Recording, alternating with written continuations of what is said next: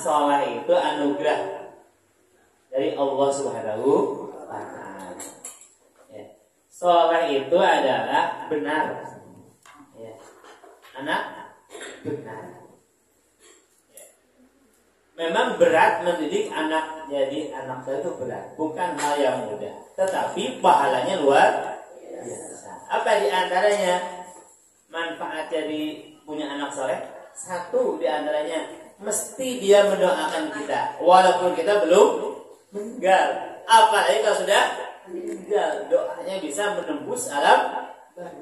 Nah, jadi di antara manfaat dari punya anak soleh adalah kita punya aset tertinggi. Kenapa? Dia bisa mendoakan kita. Maka Bapak Ibu sekalian, kalau ketemu anak di pagi hari, Mas, Mbak, sudah doa belum buat ibu? Apa sih? Taufiq firli, apa? Wali walidayya warhamhuma. Karena anak itu dosanya masih sedikit. Kalau kita nggak tahu ya. Kalau kita Bu, dosanya banyak apa sedikit? Ya. Jadi insya Allah doa anak itu mustajab. Maka berbahagialah kalau punya anak 5. Jadi yang mendoakan 5. Kalau punya anak 4, ya 4 orang. Kalau anak 1, kalau belum punya, cari anak orang. Ya kan bisa. Ini jadi investasi terbesar adalah anak. Memang berat, tapi luar biasa. Baik. Nanti kita teruskan lagi manfaatnya apa. Yang penting kita akan mengkaji apa itu anak soleh. Bagaimana cara mencetaknya? Emang buku dicetak gitu. Nah, jadi sekarang itu kan masa-masa ada di masa penuh fitnah. Betul Bu? Apa sih fitnah? Ujiannya berat, ya, berat ujiannya. Jadi di masa-masa fitnah. Jadi kalau kita tidak mengarahkan anak menjadi anak soleh, maka mesti akan terbawa oleh yang lainnya. Jadi anak soleh itu adalah anak yang benar. Benar apa? Benar dalam bertindak. Jadi perkataannya benar, ya, amalannya benar, diamnya benar. Itu adalah anak yang soleh. Maka kata Rasulullah, ya, idza matal insan inqata'a amalu. Di mana apabila kalau anak Adam itu meninggal, inqata'a amalu, maka akan apa Bu? Terputuslah amalnya. Percaya nggak Bu? Percaya ya? Ada. Illa min salasin, kecuali 3 hal. Apa yang pertama kata Rasul? Yakni min shadaqatin jariyah. Yang pertama adalah shadaqah jariyah. Yang kedua adalah ilmin yuntafa'u bihi, yaitu ilmu yang bermanfaat. Yang ketiga adalah wa waladin shalihin yad'u lah. Yang ketiga adalah anak yang soleh yang mendoakan orang tuanya. Itu. Jadi dari hadis inilah kita akan bahas bagaimana cara menjadikan anak yang soleh. Hadis ini riwayat Imam Muslim dari sahabat Abu Hurairah. Hadisnya sahih. Nah, masalahnya sekarang memang pendidikan banyak, ya nggak Bu? Pendidikan banyak nih. Ada usia balita, ada kan nih? Balita apa Bu? Nah, ada balita, terus ada remaja, ada dewasa, ada alhamdulillah. Kita apa nama ini kita? Kita mama muda lah ya. Ya, kalau mama tua nggak mau lah gitu. Ya baik, walaupun sudah angka 5 ya masih muda, ya. Jiwanya jiwamu, karena ada yang masih muda udah tua, suruh ngaji nggak mau ngaji, Ya, arisan wasraku. Itu namanya muda tapi tua. Kalau ibu-ibu insya Allah muda semuanya. Amin. Ya, walaupun tanggal tua tapi tanggal muda. Insya Allah. Ya. Terlihat dari pandangan matanya gitu. Subhanallah ya Bu. Tanggal 20 ganti Bu, tanggal 7 hilang keduanya. Baik Bu.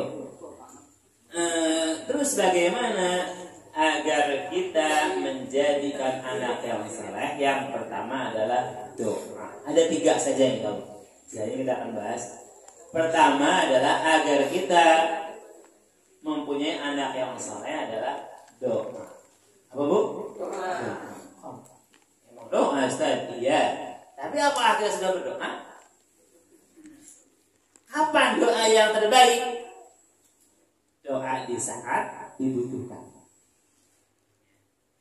Jadi ada waktu, ada tempat doa itu. Waktu kapan?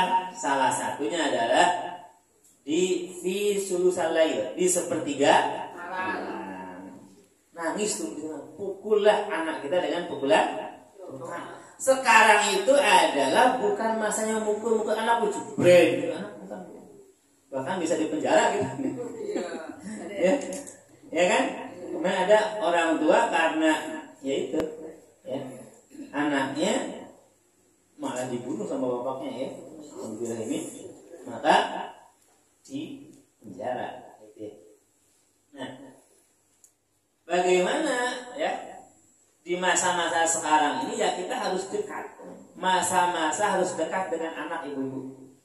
Kalau nenek ya dengan cucu. Jadi kalau anak sekarang tidak dekat dengan orang tua, maka dia akan dekat dengan apa kira-kira Bu? Internet. Curhat dengan internet. Curhat dengan status. Kalau nggak dekat dengan kita, maka dia akan dekat dengan orang nakal, orang lain. Ya. Dekat dengan orang lain. Tapi kalau kita sudah berdoa dekat dengan anak, maka insya Allah anak itu akan soleh. Mungkin ibu teringat, saya dulu nggak nakal karena sayang sama ibu atau takut sama ibu. Jadi bukan karena Allah, ya. Karena takut mesti ibu ngomongin gitu ya, marahin ibu. Tapi karena sayang, karena dekat ibu dengan. Kalau anak sudah curhat ke orang tua berarti dekat Bu. Kalau orang tua masih ditakutin sama anak berarti nggak dekat. Jadi kalau anak sudah curhat berarti bagus itu. Ya, berarti sudah dekat. Jadi sudah saatnya sekarang orang tua dekat dengan anak, jangan jauh. Ya. Jadi tanyakan apa, bagaimana, gimana tadi di sekolah seru apa enggak, aneh gitu ya. Senang apa enggak? Seru apa enggak? Jadi tanyakan kepada anak itu ya, apa keluhannya, apa permasalahannya. Kalau jauh ya ditelepon ya, begitu. Jadi kedekatan anak dengan orang tua itu akan menyebabkan anak jadi soleh atau solehah. Gitu. Banyak diantaranya anak-anak yang nakal gara-gara orang tuanya tidak memberikan kedekatan. Gitu. Terlalu ada tabir antara anak sama orang tua. Jadi kembali kepada waktu kapan lagi selain sepertiga malam, yaitu di antara azan dan iqamah. Itu juga waktu yang mustajab. Ya. Jadi kata Rasul ya, tidak ditolak doanya, yakni bainal adzan wal iqamah. Itu doanya seorang hamba antara adzan dan iqamah. Maka di situ berdoalah kepada Allah Subhanahu wa taala. Itu banyak. Itu diantara waktu. Kemudian waktu ketika hujan. Waktu ketika hujan juga itu mustajab. Kemudian ada tempat, ada waktu, ada tempat. Kira-kira di mana kalau tempat Bu? Di masjid, ya. Masjid mana? Al-Ikhwan. Ya, di tempat yang suci. Terutama di Masjidil Haram. di antara Hajar Aswad dengan pintu Ka'bah. Namanya apa, Bu? Katanya M. Multazam. Nah, karena lesnya Multazam itulah tempat kalau ibu-ibu yang sudah haji mesti atau udah umroh. Kalau ibu yang belum umroh, niatkan saya akan berdoa. Insya Allah dikabul. Ada sahabat itu ketika kakeknya hilang, gitu ya, maka sahabat ini berdoa di situ, maka tiba-tiba muncul. Artinya banyak para sahabat yang mempraktekkan doa di situ. Multazam. Ya, kalau di sana yang pernah di sana, mesti orang akan berebut ya. Kadang lama banget gitu ya. Itu adalah tempat. Kemudian kalau di Masjid Nabawi adalah di Raudhah. Apa itu Raudhah? Ya. Ada yang mengatakan ardun, ya, min jannah, mengatakan tanah dari surga. Ya. Jadi riyadun min riyadil jannah.